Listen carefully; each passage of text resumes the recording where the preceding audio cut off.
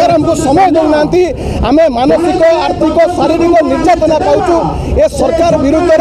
जन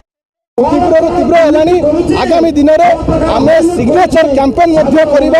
लोकंर जनमत नवा एवं आगु प्रत्येक ट्रैफिक सिग्नल ओडिशा रे आम जो जन विरोधी निष्पत्ति नहीं सरकार ता विरुद्ध लिफलेट करके जन सचेतनता करवा एवं यदि सरकार प्रत्याहार न कर